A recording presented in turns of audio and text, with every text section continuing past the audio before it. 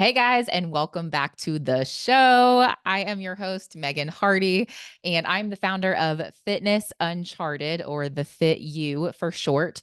That is a women's health and fitness coaching company I created to help women lose stubborn fat, build lean muscle, and improve their metabolisms so that they can feel healthy and confident and powerful in their 30s, 40s, 50s, and beyond.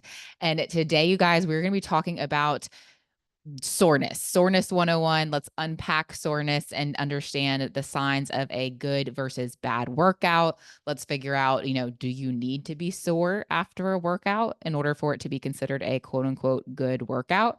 Or is it a bad thing to be sore after a workout? Let's talk about it. I actually created this episode topic because I got this question from a client, and I was like, ooh, let me address this on a reel or something like that. And I was like, actually, you know what? Let's talk about it in a podcast episode. And she was like, oh, perfect. Thank you. So shout out to Janine. But this was her question. She messaged me and she said, in the past, I've heard from a coach that having DOMS, or AKA delayed onset muscle soreness, is what that stands for. DOMS isn't always going to happen. And that doesn't mean that our muscles aren't going through the process of breaking down and repairing and becoming stronger. At this point, I don't experience it, AKA, I don't experience DOMS much often, and I do push myself. Can you shed some light on this topic, please? So she's saying, I do really try to push myself in the gym, but I really don't have delayed onset muscle soreness too much anymore. Like, is that a good or a bad thing? Like this other coach said, I don't really necessarily need to have soreness or delayed onset muscle soreness to be breaking down the muscle and having it grow back stronger. Like, what is your opinion on this? And for starters, I just want to say you do not, quote unquote, have to be sore to have had a good workout. Soreness does not always necessarily indicate whether you had a good workout or not. So that coach that she was talking to was correct in that sense, because you don't have to be sore, and especially the more you've been training, the harder it is to make yourself sore or to get sore. So that's not really the best indication of whether or not you had a good workout, because two people who come from completely different backgrounds who work out, one person who works out once a week and the other person who works out 6 days a week, the one who works out one day a week is going to get way more sore more often than the person who works out 6 days a week, right? Or someone who's been training for the last decade plus is not, and they've been doing that consistently every week, is not going to experience the same kind of soreness as someone who's like a hit and miss workout person, right? So it's not really a fair comparison to be like, oh, I'm sore versus not sore doesn't necessarily mean you had a good versus bad workout. What could be considered a good soreness, though, is DOMS, delayed onset muscle soreness. So it's not necessarily bad to have DOMS. And that typically occurs, what you'll find is between 24 to 48 hours after exercise. So you might not leave the gym feeling sore right away. And actually, I would say most of the time, if you're leaving the gym feeling the muscle already, like you're like, oh my gosh, ow, you probably pushed it too hard, because you're probably not going to feel it right away. You're not going to feel a soreness right away. You might feel like some tightness in your muscles. You should be able to know, like, okay, I know which muscles I worked today in my workout, but you're probably going to have some soreness maybe 24 to 48 hours later. That's the delayed onset part. And that's going to be like a mild discomfort or stiffness in the muscles that indicates that they have been worked. So you should be able to go like, oh, that muscle's a little stiff or a little sore or a little discomfort. I can tell that that's the muscle I worked, but it should not be excessive. And this type of soreness is really a natural response from your body to having physical activity. And it's usually going to subside within a few days. So you might notice, 24 hours later, or even up to 48 hours later, it might kind of be at the peak of its soreness. But then within like 72 hours later, plus, it's really not even sore at all. It's like very, quickly subsiding and going away. And that's a sign that your muscles are adapting and they're getting stronger. So to say that being sore is a bad thing is also not true. Delayed onset muscle soreness is not necessarily a bad thing. That can be an indicator of a good soreness in a way that your muscles are breaking down and growing stronger and you're having some stiffness and soreness, but it should not be excessive. On the flip side of that coin, on the excessive side, the quote unquote bad soreness, that's overexertion. And that soreness can occur when you push your muscles too hard or just do too much too soon. So think you go in the gym and you hammer, you do every leg exercise known to man, and you only do legs once a week. And so you decide to crush your legs in that workout and you can't barely walk the next day. You overexerted yourself in that one leg day, right? Or you do too much too soon. Let's say you're easing back into your training, you've taken off the last few weeks or even months because, whether that's inconsistency or let's say that's an injury or just a season of life, whatever it is, you're easing back into your workouts and you decide to go 0 to 100. You come in doing all the same high rep ranges and high weight and this, 5 days plus a week. And you come right in trying to like hammer yourself right back into your normal routine. You're probably doing too much too soon instead of like easing back into things, right? So you're probably going to find that you are excessively sore after that. And that can lead to really intense pain, even some swelling. You even might notice like swelling around the muscles and even your joints or even injury. So if you're overdoing it, that's not a good thing. And that kind of pain that's overexertion. There's a difference between a fine line between soreness and some stiffness, which is okay, versus pain and overly intense soreness and pain. And overexertion soreness often feels like more acute and can really hinder your ability to move comfortably. So, like, think, how many people joke about not being able to sit on the toilet? Like, they probably overdid it in their workout. You should be able to sit on the toilet seat without literally having to brace yourself on the walls, right? You might feel those glutes or hamstrings as you're sitting because, yeah, you had an awesome glute day or, you crushed your hamstrings and quads, right? You might be able to feel it and you're like, "Ooh, that's sore," as I sit down or stand up, but you're not literally so stiff and sore and painful that you're trying not to, like, bend your legs, right? Also, it's like, thinking upper body, it's like, "Oh my gosh, I can hardly even lift my fork to my mouth," or, "I can hardly even put my hair up in a ponytail because I'm so, so sore." That probably indicates that you overdid it. And it's important to distinguish this from good soreness because overexertion can lead to things like muscle strains and tears and other injuries that are going to require rest and sometimes even medical attention if you're really pushing it too hard. Like, obviously, if you push yourself to the point of straining or tearing something, you might actually have some medical intervention and even just needing more rest days than what would be required if you hadn't overexerted yourself. Like, you might require more rest days, which means that you're missing valuable time in the gym because you overdid it to begin with. So that's where I find a lot of people going in, especially starting out their training program. They want to go balls to the walls, gung ho, get the most out of the workout, and let's say they're planning on going to the gym 4 days a week. Well, they go in and they kill themselves in their first and second workout, and now they miss their other workouts that week. So they missed whole muscle groups, or they just didn't get the volume of training in that they were supposed to because they're still recovering. And that's probably because they overdid it in those first workouts, and now they actually missed out. So instead of just pulling back a little bit, just instead of overexerting, pushing themselves and finding that balance, that happy medium, they would have actually been able to get all 4 of those workouts in and probably get better results and more bang for their buck. So, 3 things I want to note that might help as well with differentiating between like that good versus bad soreness is, 1, you should leave your workout and be able to tell which muscles were worked that day. Like I mentioned earlier, like, you should end each set by getting, 1 to 2 reps away from failure. Some people say you need to go to complete failure. You don't necessarily have to go to absolute failure, but you should be 1 to 2 reps away from failure. So for instance, if you're aiming for, let's say, 10 reps, that, 8th, ninth, 10th rep should be very challenging. So like you should be feeling that muscle burn, like you'll feel that like lactic acid, you'll feel the muscle burn, and the movement is naturally going to slow down. So if you're flying through all of your reps and fly through the 10th and 12th rep, and you put the weight down, then you weren't pushing yourself with the weight or with the progressive overload enough. So you need to probably increase the weight or slow down the movement or something like that.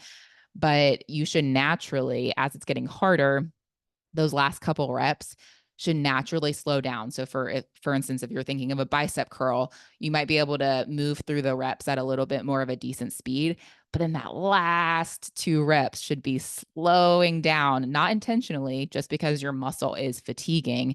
You're not going to be able to lift the weight as quickly, right? So that's one way to look at it. Each set, you should be able to get to that point where you can tell which muscle was worked. And go back to episode number 9 on progressive overload if you need a refresher on how to do this effectively, because we go into all kinds of details about not just using increasing weight as progressive overload, but also other ways to incorporate more challenge and more stimulus on the muscle. So go back and give that a listen if you need that refresher. And also, you guys, if you're loving this podcast and find it helpful, like please consider giving us a 5-star rating and or leaving a review. Like that would mean so much to me and helps with our reach so we can get this podcast in front of more people who may really need to hear it. So you can go, whether you're on Apple Podcasts or Spotify or wherever you like to listen, but if you go to the show page, so go back to the show page and scroll down, you'll see where you can leave a 5-star rating and then also where you can leave a review and give us your feedback. If you hate the show, just don't listen to the show. Okay. Or if you have any feedback for me or have any topic requests, DM me on social media. I literally use y'all's requests and suggestions for episode topics in the future. So that is what I'm here for. So anyway, back to topic, if you end the set or the workout and you feel like, oh, that was easy, or you're like, oh, I could have done more, or like I could kind of use a second workout after this, then you did not push hard enough. Okay. Like there's nothing in you that should be saying at the end of your workout that was easy, or like I could have done more, or I feel like I need to do a couple more exercises. If you're feeling that way, then you did not push hard enough in the exercises that you were doing. This is a conversation I have with some of my clients who they might do my programming and then they're like, oh, I feel like I could use a little more. And I'm like, no, no, no. We need to go back and talk about what you're doing in your workout, because you should not be leaving these workouts feeling like, oh, I could do more. And that's where it also comes with time and with experience with your training. Truthfully, with any workout that you go and do, you should be able to push yourself in that workout by finding the correct weight, increasing the weight, slowing down the movement, having pauses at the bottom of the movement, things like that, that will make it more challenging. Like there's some group fitness classes that, truth be told, I'm like, they are just easy for me. And I'm like, but I can make them difficult. I can make them challenging because it's up to me on how to, again, slow down the movement or select the correct weight. And I can make that workout or that exercise challenging, and I can push myself. So if you're finding where you're saying, I could use some more exercises, I don't feel like I worked the muscles enough, this was too easy, you need to probably work with a coach and figure out how to push yourself in the right way for those exercises, and how to find a weight that's challenging for yourself. Maybe even send your coach form checks. That's what our clients can do, is send us their form checks, and we can check out their form while they're performing the movement. That's another really big thing. A lot of people put weight on too quickly, but they actually have crappy form. And then once we get their form correct, they have to drop weight and go back down in weight, which is very humbling, but they're actually going to get more bang for their buck by doing it with the correct form and getting full range of motion. So if you're saying that was too easy, then you did not push hard enough and we need we need to go back to square one and figure out what's going wrong there. Secondly, the older your training age and the more frequently that you work the muscle, the less sore you will be. So we kind of touched on this earlier. So training age just means how long have you been training? So like my training age, I've been training like really consistently with strength training like since gosh, like 2010, or I don't know what you'd call it, probably 2010-ish. So my training age is pretty old, however old that is, math, 14, 15 years, right? So like I am not going to get as sore as Megan, year one, right? Or month one, right? And then also the more frequently that you train.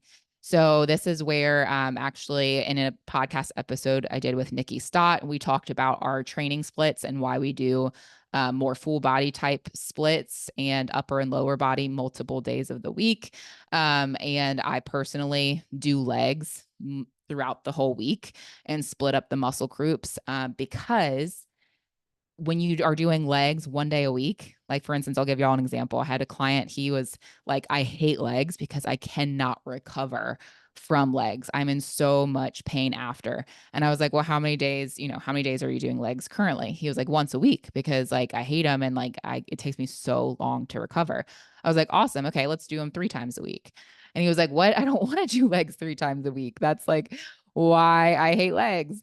And I was like, no, it's because you're packing too much into one workout and you're killing yourself. You're overexerting in one workout. If we can split up the volume over 3 of your workouts, then you'll actually be able to recover better. You'll be able to still get in the same volume over the course of the week, but your recovery is going to be night and day different. Guess what happened? He wasn't as sore because he was doing more frequency of working those muscles. So the older your training age, the less sore you'll probably get as easily. And the more frequent that you're training the muscles, the less sore. This is also true. Think about times when you've maybe been on vacation or over the holiday or something like that, where you couldn't work out for, let's say, a week, right? Or a week or two, whatever it was. When you come back to training, those first couple workouts are way more brutal. You'll probably be more sore doing some of the same workouts that you've done prior than you were before you left for vacation, right? That's because you've missed out on that frequency and volume. So now the muscles are getting kind of readjusted to that training again, right? So like for me personally, it's really challenging to make certain muscles sore, even if I kick my own butt in the gym and push to failure. Like, can I make myself sore? Like, could I figure out a way to make myself sore? Yes, I could, but I may have to introduce like some really new stimuluses or really different rep ranges or focus on like a slower eccentric, AKA the lowering part of the movement, really focusing on that part. Or maybe more explosive movements, like playing with those kinds of things because I train frequently and I have been training a long time. I'm just going to have to be more intentional about creating new stimuluses for the muscle. Do I necessarily need to do that all the time? No. Is it still a good idea to do? Yes. But can I maintain and still slowly build muscle without quote unquote soreness? Yes, I can. Right. So it's, as you can see with everything health fitness, it's really a gray area. Someone who tells you you should never be sore, question that. And someone who tells you you have to be sore to have had a good workout, question that. Like it's always, as with everything fitness, it depends. It depends. And last but not least, if you're not noticing muscle growth or changes in the mirror and you're not noticing muscle development, then you're probably not pushing yourself hard enough or using effective progressive overload. Like you might think that you're using progressive overload, but again, let's go back to form. Like maybe you're not using the correct form. Maybe you're not using the correct like sets and reps and weight. Like we need to go back and figure out, okay, what's the missing link if you're not noticing changes over time. And I'm not talking about like a week or two, you guys.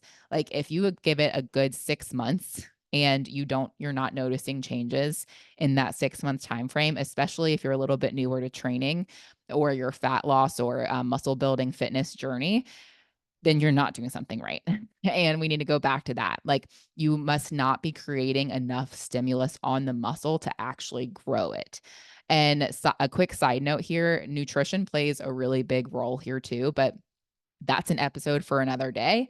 Or just go check out any of the prior episodes that talk about proper nutrition and fueling your body for fat loss and muscle building, because we have a ton of episodes about this. Like going back to the beginning, we talk about protein and fats and carbs and, fat loss versus building muscle, everything nutrition related. So just go back and give some of those episodes a listen, because that obviously plays a big role and is a factor too. But if you're not noticing changes, then you may not be pushing yourself hard enough. So that's where it's a really delicate balance between pushing yourself hard enough to see changes, but not overexerting yourself. Soreness can play a role in that somewhat. So, in summary, to summarize all this, good soreness, AKA could be referred to as DOMS or delayed onset muscle soreness, is a manageable discomfort that indicates, hey, your muscles are adapting and they're becoming stronger. Whereas a bad soreness or pain or overexertion, that's going to be more severe and can even lead to injury. Or it might just lead to like a really freaking long and grueling recovery time if you're not managing that properly. So I hope this helps clarify the soreness question and that you are able to reach that perfect balance of challenging yourself and pushing it in your workouts while, without overexerting, because it's finding that balance that's so, so, so important. So that's it for you today, guys. Today is actually my rest day. So I'm going to go for a nice leisurely walk outside, give my muscles some much needed rest, and I'll catch you guys on the next episode.